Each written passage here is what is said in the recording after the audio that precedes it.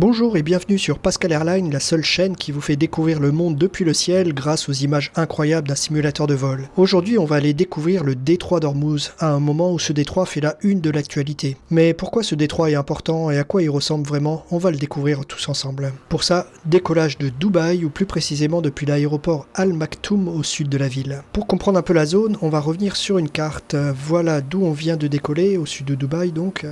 Le détroit d'Ormuz, c'est cette zone entre l'Iran en haut et le sultanat d'Oman et les Émirats arabes unis en bas. On va reculer un peu pour voir plus large. À gauche, on a le golfe Persique, c'est un cul-de-sac maritime avec plein de pays producteurs de pétrole et de gaz. L'Iran, l'Irak, le Koweït, le Bahreïn, le Qatar, les Émirats arabes unis. Et à droite, c'est l'océan Indien et le reste du monde qui attend avec impatience ce pétrole et ce gaz. Et entre les deux, on a ce détroit, le détroit d'Ormuz.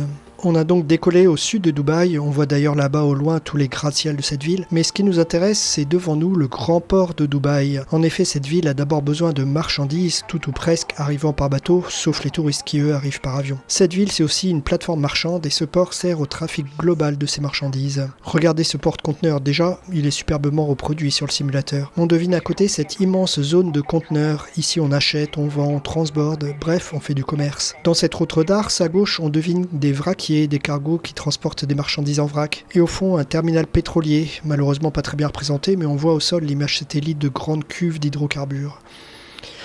On continue encore un peu, là encore un terminal de conteneurs et un peu plus loin un terminal pétrolier.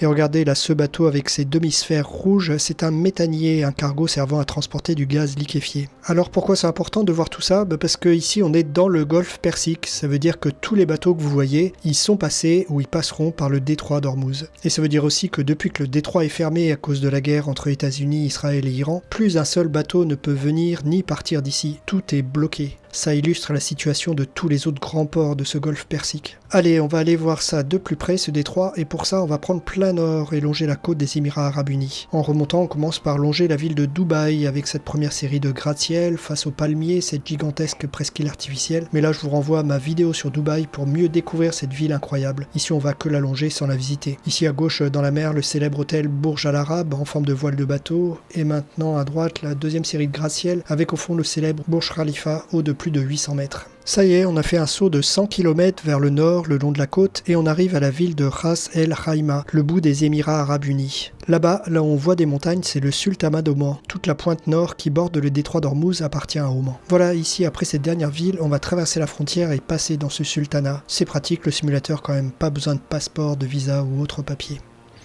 Ce sont donc le sultanat d'Oman et l'Iran qui régissent le détroit. Une convention a été signée en 1974 entre ces deux pays pour appliquer un droit coutumier de libre circulation des navires. En gros, ils se sont mis d'accord en application de très anciens principes, en dehors de tout cadre international type ONU. Et ça a toujours chatouillé les États-Unis qu'aucune convention internationale ne garantisse la libre circulation. Les Américains sont déjà venus plusieurs fois avec des bateaux de la Navy pour garantir la circulation des bateaux, comme récemment avec l'opération Sentinelle en 2020. En passant là, au fond de cette anse à droite, on a la ville de Khassab, un lieu de tourisme assez prisé des habitants des Émirats arabes. Comme vous le voyez, le bout du détroit, c'est extrêmement montagneux et aride, avec un labyrinthe de fjords et de falaises. Alors c'est certainement très joli pour les vues, mais c'est quand même difficile à habiter et à protéger. On va bientôt arriver à la pointe, à la limite entre le golfe Persique derrière nous et l'océan Indien qui va s'ouvrir devant nous. Ah tiens, regardez à droite, un trait qui ressemble furieusement à une petite piste d'aviation. Rien n'est indiqué sur les cartes de la région, mais bon, ça ressemble quand même furieusement. Et en même temps, ici, on est complètement isolé du continent, donc à part des militaires chargés de surveiller le détroit, je vois pas trop qui aurait envie de s'installer dans ce charmant paysage. Toujours ce labyrinthe d'avancées de mer et de montagnes arides, nous sommes toujours au-dessus du sultanat d'Oman. Mais cette fois, ça y est, on a franchi le détroit d'Ormuz, on est côté océan Indien, et du coup on va redescendre maintenant vers le sud. Les Émiratis, ils ont réfléchi et ils se sont dit que ce serait pas mal de pouvoir s'affranchir du détroit au maximum, vu la sensibilité du coin depuis des décennies. En particulier la guerre Iran-Irak de 1980 à 1988, qui était elle-même issue de la révolution iranienne de 1979, avait montré la fragilité de ce détroit puisque l'Irak en réclamait une partie du contrôle. Le golfe Persique étant en effet le seul accès maritime de l'Irak pour exporter tout son pétrole. Bref, les Émirats ayant un pays traversant, avec un côté sur le golfe Persique avec Abu Dhabi et Dubaï, là où on était tout à l'heure, et une autre côté océan Indien, là où on se trouve maintenant, se sont lancés dans la construction d'un grand port côté océan, alimentés par des oléoducs depuis l'intérieur du pays. Ainsi, une partie du pétrole et du gaz peut être embarquée et livrée par des navires n'ayant plus besoin de passer par le détroit d'Ormuz.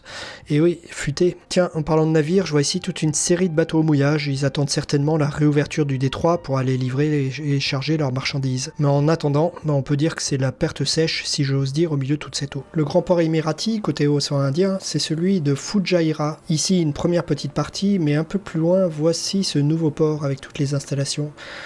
Alors ce port, forcément, il embête les Iraniens puisqu'il rend inutile leur menace de bloquer le détroit d'Ormuz.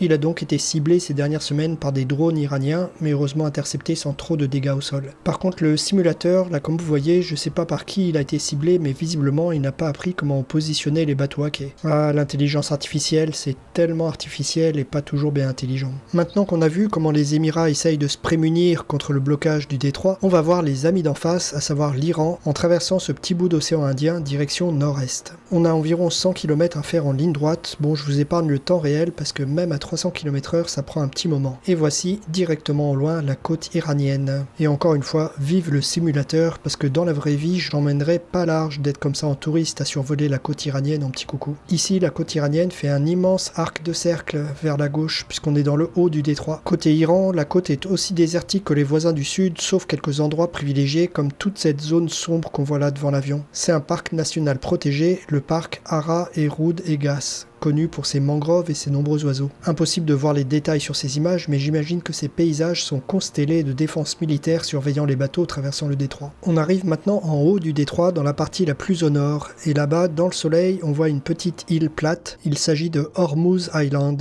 l'île d'Hormuz. C'est une île iranienne. Alors un petit truc pour se rappeler de quelle nationalité est telle ou telle île, en fait elles sont toutes iraniennes, au moins c'est pas compliqué. Cette île d'Hormuz, puisque c'est son nom, a la particularité d'être entièrement en ocre rouge, comme on le voit assez fidèlement sur ces images. Un peu plus loin, toujours en suivant la côte nord du détroit, on va trouver une île beaucoup plus grande, l'île de Keshm. Rien que ce port qu'on voit là et la ville derrière montrent qu'on n'est plus sur un îlot mais sur une vraie petite terre. Cette île fait en effet plus de 100 km de long et elle se développe entre autres par le tourisme, du moins quand il n'y a pas la guerre. C'est aussi ici que s'est déroulée une tragédie aérienne en 1988, la désintégration en plein ciel du vol Iran Air IR-655. Un A300 qui faisait la liaison Iran-Dubaï a été abattu par 2 missiles tirés par une frégate américaine. Les Américains ont cru que c'était un F-14 iranien qui venait les attaquer dans le contexte de la guerre Iran-Irak. Bilan, 290 morts civiles pour une erreur d'identification au radar. Au milieu de l'île, on va trouver un gros décroché. L'île continue là-bas, plus à droite. Ah tiens, on voit ici sous l'avion une belle piste d'atterrissage, pas étonnant. Au-delà se trouve une grande base navale iranienne. Dans le prolongement de ce décroché, on voit là-bas l'îlot de Ngam. Là aussi un lieu assez touristique avec des grandes falaises qui tombent dans la mer et une faune sous-marine très riche. On va maintenant prendre la haute mer pour se diriger au sud-ouest vers un îlot aussi petit que stratégique, Grande Tombe. Non, rien à voir avec le fait de mourir. Tombe, c'est un mot persan qui signifie colline. Pour comprendre l'enjeu de cette île, on va regarder une carte avec les voies de navigation. Ici, en haut, on voit que les voies montantes et descendantes sont sur le territoire d'Oman, mais par contre, ici à gauche, on voit que les voies passent en territoire iranien, justement entre la grande île de Keshm, qu'on a survolée à l'instant, et cet îlot Grande Tombe. Et voilà donc à quoi ressemble cet îlot qui contrôle tout le trafic entrant et sortant du golfe Persique et une petite tache de sable au milieu de la mer. Mais je suis prêt à parier que ça grouille de militaires en particulier en ce moment. Et ce n'est pas fini, un peu plus loin voici Petite Tombe, l'autre îlot qui contrôle les voies maritimes. Ici, comme on peut le voir, les Iraniens ont juste eu la place de construire une mini piste d'atterrissage et un port, que j'imagine militaire tous les deux, bien sûr. Ces deux îlots sont revendiqués par les Émirats Arabes Unis, mais sans que ça impressionne vraiment les Iraniens. Et quand on voit l'importance stratégique de ces îlots, je vois mal l'Iran s'en aller tranquillement en donnant les clés de ces îles aux Émirats. On continue en pleine mer et en descendant en plein sud, on va à nouveau trouver une petite île, Abu Moussa. Là encore une île iranienne revendiquée par les Émirats. Sauf que là, cette fois, on est vraiment proche des Émirats puisqu'on est qu'à 70 km à peine au nord de Dubaï.